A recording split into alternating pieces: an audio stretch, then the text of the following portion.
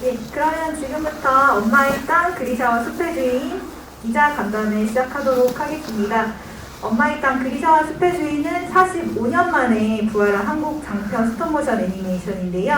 아픈 엄마를 구하기 위해 전설의 붉은 곰을 찾아 떠난 그리샤의 기적같은 모험을 그린 작품입니다. 네, 연출을 맡으신 박주먹 감독님, 미술 감독 이은지 감독님, 그다음에 슈라 역의 목소리를 해주신 김예은 배우님 모셨습니다. 네, 먼저 박재범 감독님부터 이렇게 순차적으로 인사 말씀 한마디씩 부탁드리겠습니다.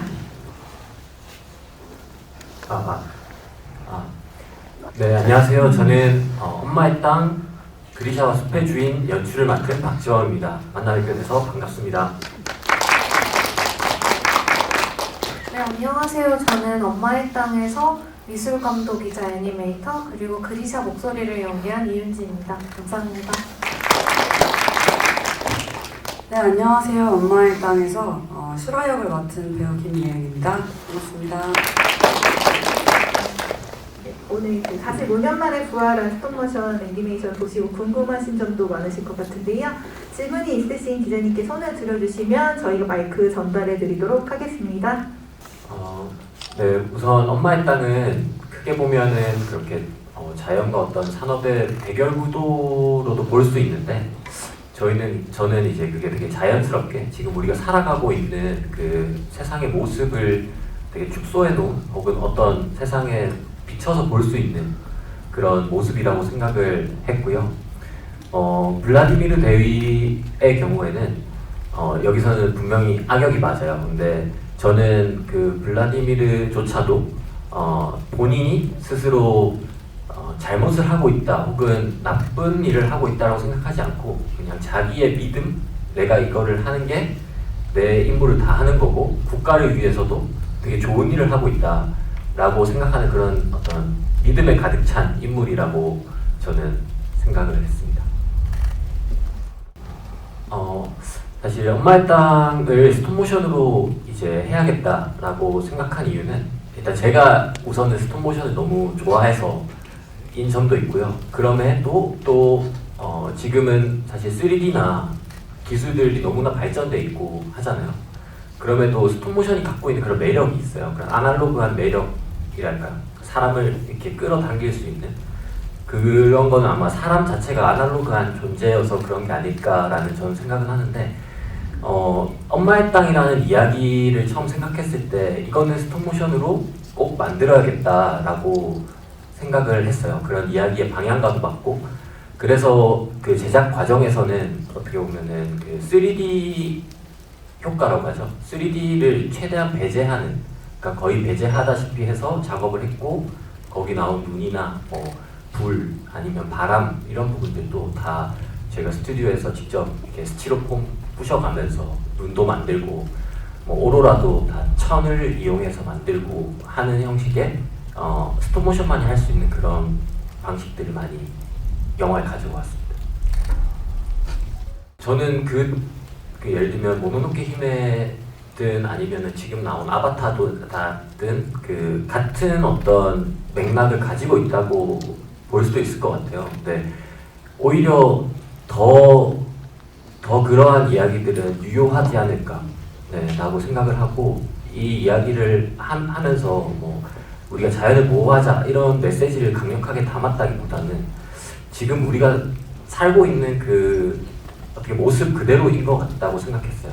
그러니까 살아가기 위해서 자연에서 이제 뭔가를 취해야 되고 근데 그게 더 많은 것들을 원하다 보니까 이제 필요 이상의 것들을 가지고 오잖아요. 근데 이 이야기의 시초가 됐던 그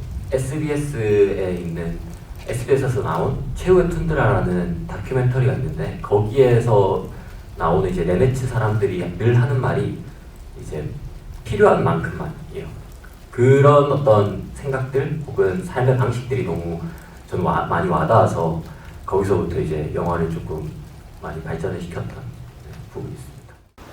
네, 일단 제작하면서 저희 제작 파트에서 제일 중요하게 생각했던 건 저희가 가보지 않았던 곳이어서 표현하는 게 되게 어려웠던 것 같아요. 가보지 않은 곳의 문화를 표현하는 것도 그렇고 일단 제일 중요하게 생각했던 건 시베리아에 사시는 분들이 보시더라도 어색하지 않게 만들자는 게 가장 컸고, 그래서 제작진들 모두 그 최후의 툰드라라는 다큐멘터리나 영상 같은 걸 되게 많이 찾아보고 거기서 재질이나 어떤 재료에 대한 고민을 되게 많이 하고 테스트도 많이 진행을 했어요.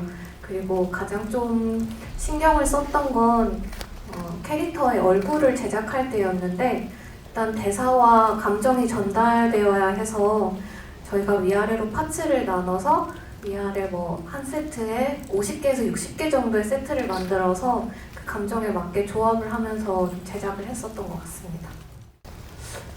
붉은 곰은 이제 그 저희가 뭐랄까, 제가 이야기를 쓰면서 많이 이야기의 어떤 모티브가 됐던 게 신화이거든요. 그러니까 설화예요. 그 우리나라에 이제 당군 신화가 있듯이 되게 비슷하게도 시베리아에 그런 곰 설화가 있어요. 그래서 곰이 되게 인간의 모습, 그러니까 털을 다 벗긴 상태가 되면 인간이랑 되게 비슷하대요. 그래서 그게 우리의 조상이다라는 그런 어떤 같은 믿음이 이제 지금까지도 이어지고 있는데, 그래서 곰에 이렇게 제의를 하거나 곰 제의라는 게 있거든요. 그 부족들이 하는 그런 의식이 있는데, 그런 부분에서 자연스럽게 곰이라는 대상이 캐릭터가 되고, 이게 어떻게 보면 믿음의 형태가 되지 않을까라는 이야기 안에서 부분으로 차용을 했고, 동시에 그런 믿음의 형태를 누군가는 제거하고 싶은 존재로 또 받아들일 수 있지 않을까라고 생각을 해서 붉은 곰이라는 그런 존재가 캐릭터가 되었습니다. 네, 그럼요. 저희 영화를 만들 때는 늘 한 분이라도 더 볼 수 있으면 너무 좋겠다. 그게 그 애니메이션이 갖고 있는 가장 큰 장점이 저는 문화나 그런 국경을 이렇게 넘어설 수 있는 매체라고 생각을 하거든요. 그래서 해외도 저희는 선보일 수 있으면 좋을 것 같고, 자막은 다 작업이 되어 있습니다. 출연을 한 계기는 일단 애니메이션 더빙 작업을 너무 해보고 싶었던 것도 있었고요. 그리고 일단 이 시나리오 자체를 봤을 때 제가 좀 뭔가 잘 겪어보지 않고 그랬던 배경에 어쨌든 제가 뭐 엄마로서 어떤 걸 해본 적은 없지만 그 엄마와 딸, 그리고 그리샤라는 인물이 갖고 있는 여성 서사에 대한 생각들이 너무 좋고, 이 인물들이 다 너무 좀 멋지다고 생각이 들어서 하게 됐고요.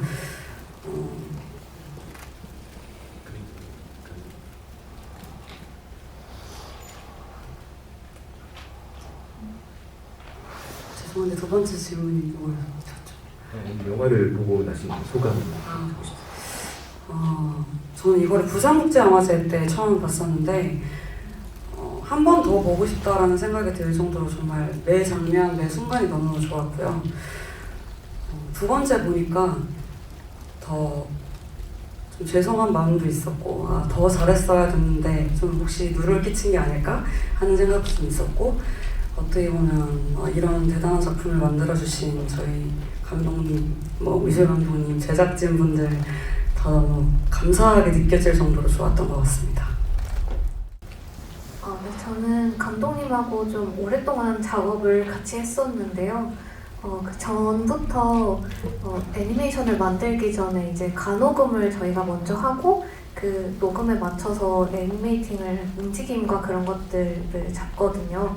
네, 이번에 엄마의 땅을 할 때도 간호금을 같이 진행을 했고, 원래 처음에는 제 목소리를 사용할 계획은 아니었어요.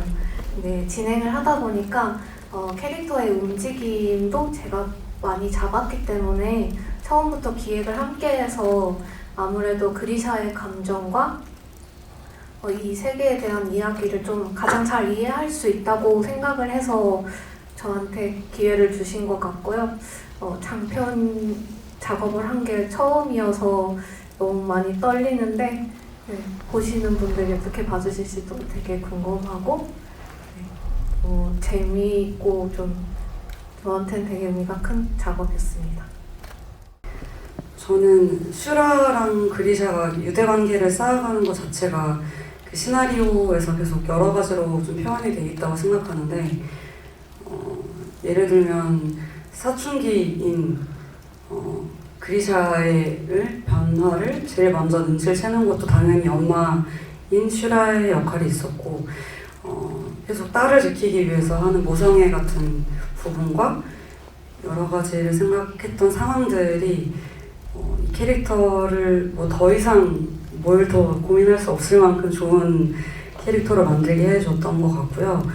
근데 그 안에서 특히 저는 윤지 배우님이자 유지 감독님이 하신 연기들의 목소리에 좀 힘이 너무 있다고 느껴지고, 그 감정들이 정말 잘 들리고 잘 뭔가 만져진다고 해야 되나? 정말 눈앞에서 연기를 하시는 것 같은 느낌이 있어서 저는 그게 되게 편하게 할 수 있었던 것 같습니다. 제일 오래 걸린 장면은 사실 엔딩 씬이에요. 엔딩에 보면은 이제 술록들이 때로 막 이렇게 달리는 장면이라 보셨을 건데, 그게 저는 그 다큐멘터리를 봤을 때 가장 인상에 남았던 힘이 있었던 장면이었고, 근데 그걸 표현하려고 하니까 이걸 어떻게 표현해야 되지? 어떤 장면에서? 그래서 처음에는 원래 그 시나리오에 그렇게 술록들이 달리는 장면을 넣지 못했어요. 차마. 근데 이거를 영화가 끝날 때쯤에 이 장면이 없으니까 이 영화가 너무 반쪽짜리 같다는 느낌이 들어서, 그래도 엔딩에는 어떻게든 표현을 해보자 라고 해서 그 장면을 넣게 되었고, 이거는 거의 한 애니메이터 2명이서 밤새 가면서 한 이틀, 3일 정도 찍은 것 같아요. 네. 이틀, 3일. 짧게 걸린 건 제일 짧게 걸린 거는 이게 조금 스포가 될 수도 있는데, 그 중간에 이제 시간이 뭔가 딱 멈추는 장면이 있잖아요. 거기에 인형들은 이제 가만히 멈춰 있으니까 이제 네, 카메라만 이렇게 세팅을 해놓고, 네, 저희는 잠깐 식사를 하고 오고 막 그랬던 적이 있었습니다. 사실 좀 모든 장면이 명장면이라고 생각은 하는데, 저는 꼴리아랑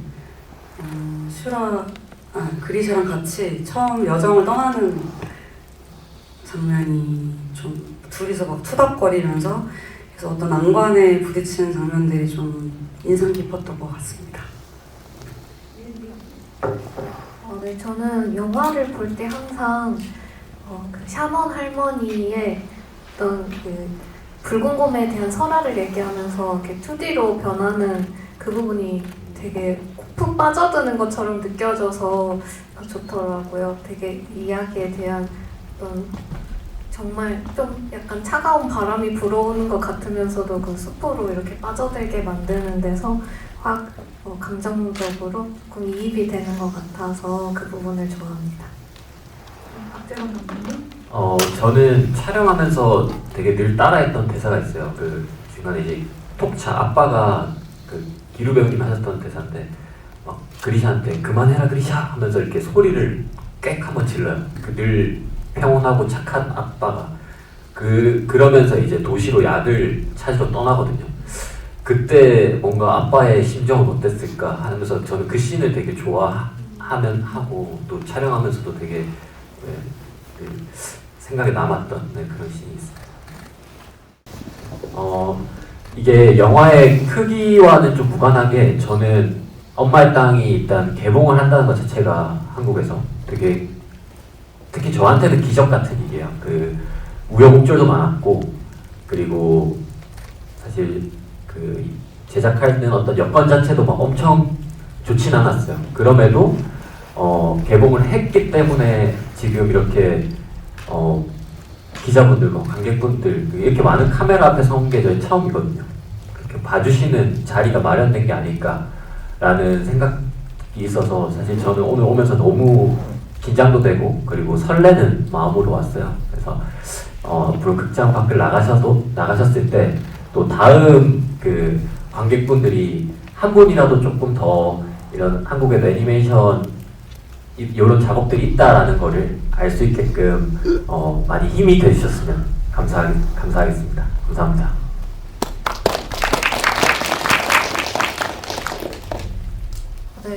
3년 3개월의 시간이 때로는 좀 힘들기도 하고 지난할 수도 있는 기간이었는데 이렇게 완성이 되어서 이런 시간을 가질 수 있다는 게 너무 영광스럽기도 하고요. 그리고 이제 많은 분들하고 다 같이 영화관에서 영화를 본다는 게 참 그리운 일이기도 했고 너무 기대되고 설레고 행복한 마음입니다. 감사합니다. 저는 작업을 하면서도 이 영화의 장면들을 많이 봤고 그리고 상영을 할 때 또 봤고 또 계속해서 보고 싶을 정도로 이 영화의 매 순간 모든 장면들이 정말 경이롭다고 느껴지더라고요. 그래서 이렇게 보시는 분들이 저도 사실 한국의 스톱모션 애니메이션 장편으로 이렇게 있는 건 처음 봤고 45년 전에 뭐 그런 작품이 콩쥐팥쥐가 있었다고 하는데 저도 처음 보는 이런 대단한 기술력과 어떤 여러 가지 감정 표현이나 이런 게 너무 좋았어서 많은 분들이 좀 봐주셨으면 좋겠다라는 좋은 이야기다 라는 생각이 들고 입소문도 많이 내주셨으면 좋겠고 보시고 나서 제가 느꼈던 어떤 벅차오름을 다 같이 느끼시는 영화가 될 거라 믿어 의심치 않습니다. 아무튼 감사합니다.